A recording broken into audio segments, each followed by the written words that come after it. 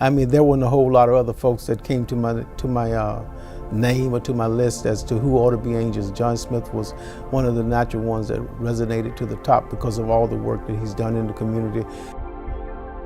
Oftentimes we say that our problems today are single-family households, but I grew up in a single-family household on a dead-end street in a community that the average economic level was not that high. But what everybody in my community said was, you can grow up and be somebody if you choose to. But at the same time, they also said, and I will be there to help you reach your goals and your dreams. It is our job, our responsibility, our mission to help those less fortunate than us. John does this 24/7. John Smith and my wife went to high school together, so I've heard of John for a long time, and I tracked his work for 10 or 15 years before he started doing the work of the 100. He's always doing for other people. When I was in elementary school, he was volunteering at the high school and the middle school, so everybody got to have a little bit of my dad. John knocked on my door one day and said, "I'm here to help." And he brought the resources of 100 black men to Capitol Middle School. He helped form the Exxon Ambassador Program, which was the first of its kind. It was an outreach program into 10 neighborhood schools. And they set up a financial literacy program for 6th graders. It was amazing, it really was, because the kids came prepared. And then they had confidence, and confidence translates into doing well at school.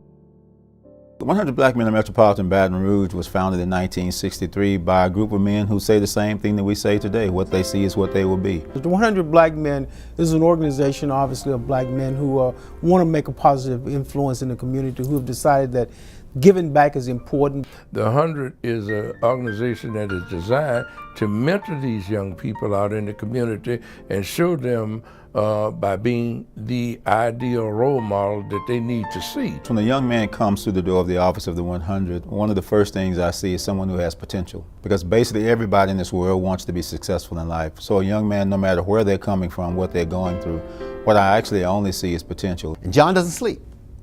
Surprisingly enough.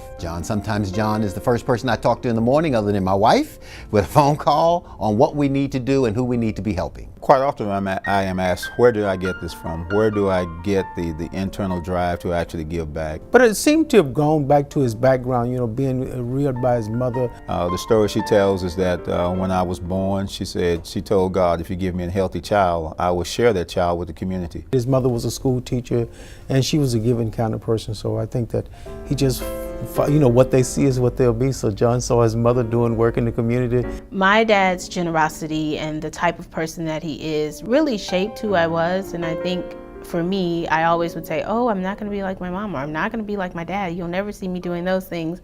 And now we laugh all the time that I'm just like him. But I think that I, like all the other persons that are being recognized, just do what we do because we think it's the right thing to do. We think that it is important, and we all believe that if you can help someone else, that's one of the greatest things you can do in this world, is to be able to help someone else through some difficult times, but also be there with them during the good times.